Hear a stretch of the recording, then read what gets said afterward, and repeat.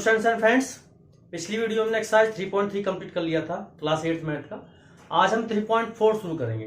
तो सर पहला क्वेश्चन है स्टेट वेदर ट्रू और फॉल्स, यानी हमें सही और बताने की जो डेफिनेशन है सही है या गलत है। तो इसमें ए ऑप्शन है ऑल रेक्टेंगल्स आर स्क्वायर। क्या सारे जो रेक्टेंगल्स हैं क्या वो स्क्वायर हो सकते हैं? क्या हो सकते हैं रेक्टेंगल स्क्वायर? नहीं हो सकते। क्यों? रेक्टेंगल की अपोजिट साइड्स इक्वल होती हैं लेकिन स्क्वायर की सारी साइड्स इक्वल होती है, तो रेक्टेंगल स्क्वायर कभी नहीं हो सकते। तो क्या हो जाएगा? फॉल्स हो जाएगा। ठीक है। दूसरा कह रहा है ऑल रोम्बसेस आर पैराग्राम। तो क्या रोम्बसेस जो होती है वो पैराग्राम हो सकती हैं? देखो रोम्बस की क्या होती है, रोम्बस की जो सारी साइड्स होती हैं इक्वल्स होती हैं, अपोजिट साइड्स इक्वल होती हैं। और पैराग्राम में क्या होती हैं? अपोजिट साइड्स क्या होती हैं? इक्वल्स होती हैं अपोजिट साइड्स। और अपोजिट एंगल बराबर होते हैं पैराग्राम में और रोम्बस में भी होते हैं। तो यानी ये क्या हो जाएगा? ट्रू हो जाएगा इन दोनों। यानी जो रोम्बस की जो रोम्बस में होता है वो क्या होता है? पैराग्राम में पाया जाता है। ठीक है। तो इसकी क्वालिटी क्या दोनों की बराबर है। ठीक है। तीसरा है C all squares are rhombuses and also rectangle. सारे स्क्वायर को हम रोम्बस कह सकते हैं और रेक्टेंगल कह सकते हैं। तो बिल्कुल कह सकते हैं। क्यों कह सकते हैं? क्योंकि फिर समझाएंगे कि स्क्वायर की जो सारी साइड्स होती हैं बराबर की होती हैं, रोम्बस की भी सारी साइड्स क्या होती हैं? बराबर की होती हैं, है ना। बस ये थोड़ा टेढ़ा होता है। ऐसे रेक्टेंगल में क्या होता है? इसको थोड़ा बड़ा कर लेंगे।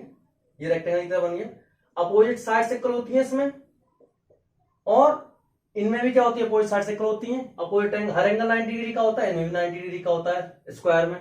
तो क्या हो जाएगा? इसकी जो इसमें जो खासियत है वही इसमें भी मैच कर रही है। ठीक है। तो ये भी क्या हो जाएगा? ट्रू हो जाएगा। ठीक है। चौथा है ऑल स्क्वायर्स आर नॉट पैराग्राम। ये कह रहा है सारे स्क्वायर्स पैराग्राम नहीं हो सकते। तो ये तो फॉल्स हो जाएगा। क्यों? क्योंकि जो स्क्वायर जो होता है और पैराग्राम जो होता है, और स्क्वायर्स आर नॉट पैराग्राम, कह रहा है पैराग्राम नहीं हो सकते। पैरेललोग्राम की क्या कसरत होती है? उसके जो अपोजिट साइड्स होती हैं बराबर होती हैं, अपोजिट एंगल बराबर होते हैं। स्क्वायर में भी सारी साइड बराबर होती हैं, अपोजिट भी बराबर होती हैं, एंगल्स भी बराबर होते हैं। तो ये तो बराबर के होते हैं। ये कह रहा नहीं हो सकते बराबर, तो ये क्या हो जाएगा? फॉल्स हो जाएगा। ठीक है। फिर कह रहा ऑल काइट्स आर रोम्बसेस। जो काइट्स है वो रोम्बसेस हो सकती हैं। तो ऑल काइट्स तो रोम्बस नहीं हो सकती। क्यों? क्योंकि देखो ये है काइट, यहां बना देता हूं। हम काइट में एक चीज देख रहे हैं, इसकी अपोजिट एंगल्स बराबर के होते हैं। ठीक है। इसके एडजेसेंट जो साइड्स होती हैं वो भी बराबर की होती हैं, है ना। लेकिन रोम्बस में क्या होता है? रोम्बस में जो इसके एडजेसेंट साइड होती हैं, सारे जो साइड्स होती हैं वो भी बराबर की होती हैं। इसकी सारी साइड बराबर नहीं होती, इसकी एडजेसेंट साइड बराबर की होती है बस। लेकिन सारी साइड्स क्या होती है? बराबर की नहीं होती, है ना। तो हम कह सकते हैं कि रोम्बस जो है, सॉरी, काइट्स रोम्बस नहीं हो सकते। तो क्या हो जाएगा? फॉल्स हो जाएगा। All rhombuses are kites. क्या जो रोम्बस हैं वो काइट्स कह सकते हैं? यानी हम रोम्बस को काइट कह सकते हैं। तो कह सकते हैं क्योंकि इसकी एडजेसेंट साइड बराबर होती हैं काइट्स की, इसकी एडजेसेंट साइड बराबर होती हैं। इसके अपोजिट एंगल बराबर के होते हैं, इसके अपोजिट एंगल बराबर के होते हैं। इसके अपोजिट एंगल बराबर के हैं, तो सारी साइड क्या करेंगे? मैच करेंगे। यानी हम रोम्बस को काइट कह सकते हैं। तो क्या हो जाएगा? ट्रू हो जाएगा। ठीक है। All parallelograms are trapezium. हम पैराग्राम को ट्रेपिजियम कह सकते हैं? तो बिल्कुल कह सकते हैं। क्योंकि पैराग्राम में क्या होता है? अपोजिट साइड्स जो है वो बराबर की होती हैं। ठीक है। और ट्रेपिजियम में भी अपोजिट साइड पैरेलल होती हैं। और ट्रेपिजियम कैसा होता है? इस तरह से होता है। ठीक है। इसमें दो साइड्स तो पैरेलल होती हैं। यानी जो पैरेललोग्राम है उसमें ट्रेपिजियम की तो खासियत होती है ना। यानी ये पैरेलल है और ये भी पैरेलल है, इसमें तो एक्स्ट्रा ही और है। तो हम ये कह सकते हैं कि पैरेललोग्राम को हम ट्रेपिजियम कह सकते हैं। तो ये भी क्या है? पैरेललोग्राम को भी हम ट्रेपिजियम कह सकते हैं क्योंकि इसमें जो क्वालिटी है अपोजिट साइड्स इक्वल, सॉरी, दो पैरेलल लाइन की। तो ये भी क्या है? इसमें दो लाइंस क्या होती हैं? साइड्स पैरेलल होती हैं। दो नॉन पैरेलल होती है लेकिन दो तो पैरेलल होती है ना। तो हम पैरेललोग्राम को भी ट्रेपिजियम कह सकते हैं। तो ये ट्रू हो जाएगा। लास्ट वाला ऑल स्क्वायर्स आर ट्रेपिजियम। सारे जो स्क्वायर है वो ट्रेपीजियम हो सकते हैं, तो ये भी ट्रू हो सकते हैं बिल्कुल, क्योंकि अभी अभी हमने पढ़ा है कि जो स्क्वायर है उसकी अपोजिट साइड्स पैरेलल होती हैं, और इसमें ये अपोजिट साइड्स क्या है, पैरेलल है। तो स्क्वायर में ट्रेपीजियम की खासियत होती है, तो ये भी क्या हो जाएगा, ट्रू हो जाएगा मतलब, ठीक है। यानी हम स्क्वायर को ट्रेपीजियम बोल सकते हैं, ठीक है। तो हमारा पहला क्वेश्चन हो गया। अब हम दूसरा क्वेश्चन देखते हैं। इसमें हमसे कह रहा है identify all the quadrilateral that have, मतलब ऐसे क्वाड्रिलेटरल जिसमें कि 4 साइड्स ऑफ इक्वल लेंथ, जिसकी 4 साइड होती है वो इक्वल लेंथ की होती है, तो कौन सा है वो।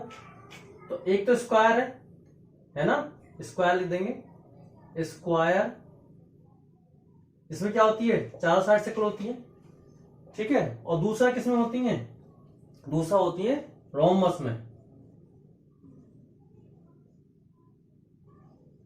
तो स्क्वायर और रोमबस इन दोनों में क्या होती हैं, 4 साइड्स क्या होती है, सारी इक्वल होती हैं।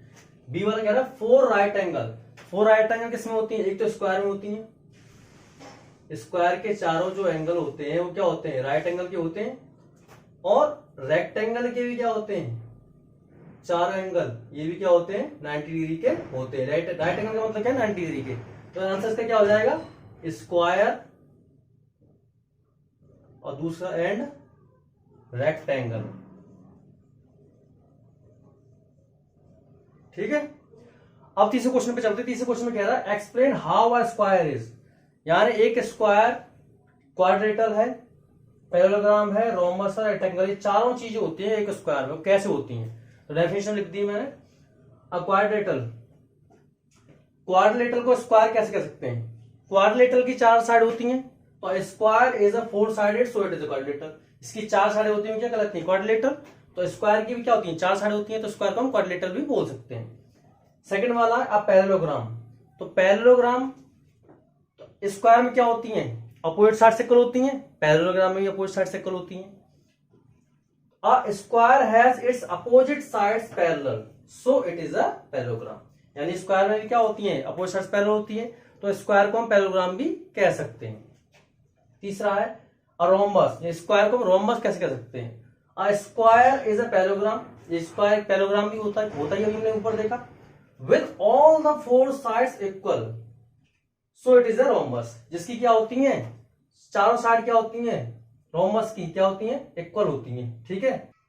रोमबस बनाया तो इसकी क्या होती है, 4 साइड इक्वल होती हैं, और स्क्वायर की भी 4 साइड इक्वल होती हैं, और पैरेललोग्राम भी होती है, पैरेललोग्राम भी होता है, तो क्या हो जाएगा, तो स्क्वायर को हम रोमबस भी बोल सकते हैं। चौथा है rectangle, a square is a parallelogram, parallelogram with each angles is right angle so it is a rectangle. तो स्क्वायर रेक्टेंगल के 4 एंगल्स क्या होते हैं, 90 डिग्री के होते हैं, और स्क्वायर में भी एक खासियत होती है कि उसके भी 4 एंगल क्या होते हैं, 90 डिग्री के होते हैं। तो यानी स्क्वायर को हम रेक्टेंगल भी कह सकते हैं। तो कहने का मतलब ये है स्क्वायर में क्वाड्रेटल भी कह सकते हैं उसको, पैरेललोग्राम भी कह सकते हैं, रोमबस भी कह सकते हैं, और रेक्टेंगल भी कह सकते हैं। क्यों कह सकते हैं, क्योंकि इनकी जो प्रॉपर्टी है वो सब स्क्वायर में होती हैं।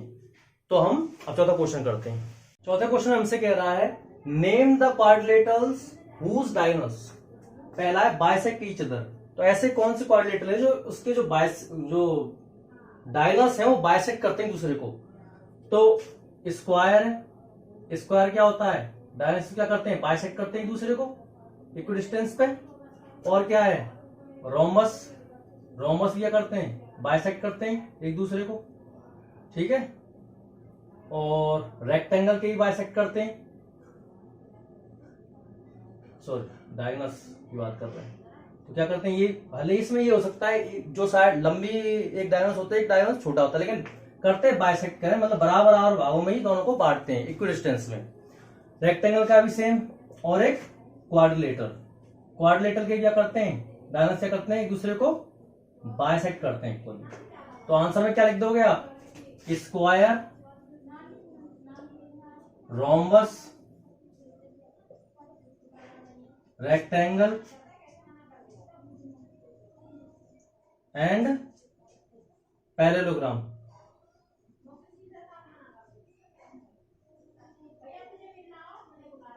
ठीक है। और दूसरा कह रहा है are perpendicular bisect of each other, perpendicular भी और बाइसेक्ट भी करते हैं दूसरे को। तो कौन से है वो, इसका आंसर यहां देता हूं, स्क्वायर हो जाएगा और क्या हो जाएगा, रोम्बस हो जाएगा। यानी जो स्क्वायर के जो डायगोनल्स होते हैं वो क्या करते हैं, परपेंडिकुलर भी होते हैं और बाइसेक्ट भी करते हैं, ठीक है। ऐसी रोम्बस के क्या करते हैं, एक दूसरे को परपेंडिकुलर बाइसेक्ट करते हैं, यानी 90 डिग्री पे वो एक दूसरे को बाइसेक्ट करते हैं, ठीक है। तो इसका आंसर क्या है, स्क्वायर और रोम्ब। तो कौन कौन से ऐसे क्वाड्रिलेटरल हैं जिसके डायगोनल्स एक दूसरे को क्या करते हैं, इक्वल डिस्टेंस में क्या करते हैं, इक्वल मतलब बांटते हैं, ठीक है। तो इसमें क्या हो जाएगा, स्क्वायर हो जाएगा और रेक्टेंगल हो जाएगा। तो स्क्वायर के जो डायगोनल्स होते हैं वो बिल्कुल बराबर बांटते हैं दूसरे को, यानी इसकी जो मतलब सॉरी बराबर नहीं, इसके जो डायगोनल्स होते हैं बराबर होते हैं, यानी जितनी इसकी लंबाई होगी इस पूरे की इतनी ही इसकी लंबाई होगी। और कौन सा, रेक्टेंगल। तो रेक्टेंगल के जो डायगोनल्स होते हैं वो क्या होते हैं, बिल्कुल दोनों बराबर, ये जितनी लंबाई होगी इसकी उतनी ही इसकी लेंथ होगी, दोनों की लेंथ क्या होगी, बराबर होगी दोनों डायगोनल्स की। तो क्या क्या अंतर है इसमें, इसमें पूछा बाइसेक्ट किधर, कौन से ऐसे क्वाड्रिलेटरल्स सिर्फ बाइसेक्ट करते हैं जिसके डायगोनल, तो एक है स्क्वायर, फिर रोम्बस और रेक्टेंगल और पैरेललोग्राम जो सिर्फ बाइसेक्ट करते हैं। दूसरे में पूछ रहा है कि परपेंडिकुलर बाइसेक्टर कौन कौन से हैं, तो परपेंडिकुलर भी है और बाइसेक्टर भी, यानी 90 डिग्री का एंगल बनाते हैं जब काटते हैं, और बाइसेक्ट भी करते हैं, तो वो स्क्वायर और रोम्बस। तीसरे में पूछा इसके सिर्फ इक्वल होते हैं डायगोनल, वो कौन सा है, तो स्क्वायर के इक्वल होते हैं और रेक्टेंगल के इक्वल होते हैं डायगोनल्स, ठीक है।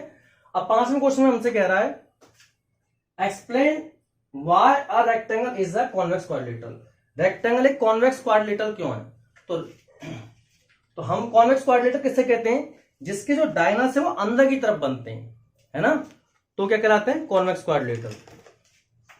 देखो बनाता हूं मैं, रेक्टेंगल बनाता हूं,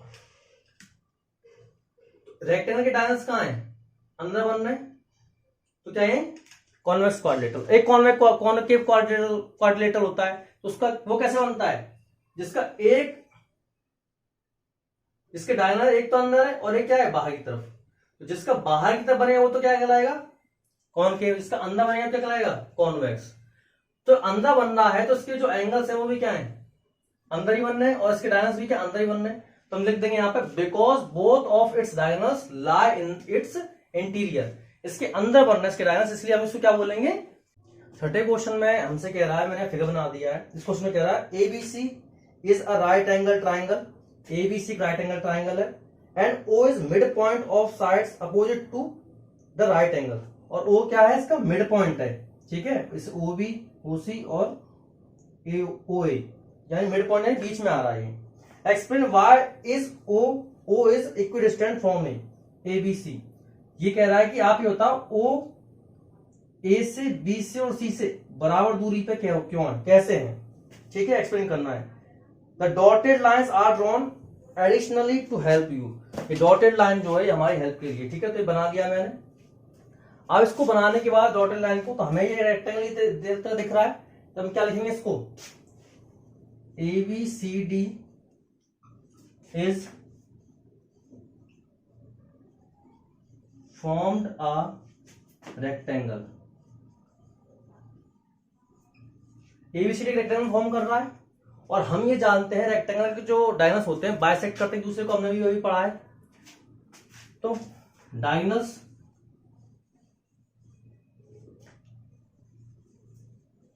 ऑफ अ रेक्टेंगल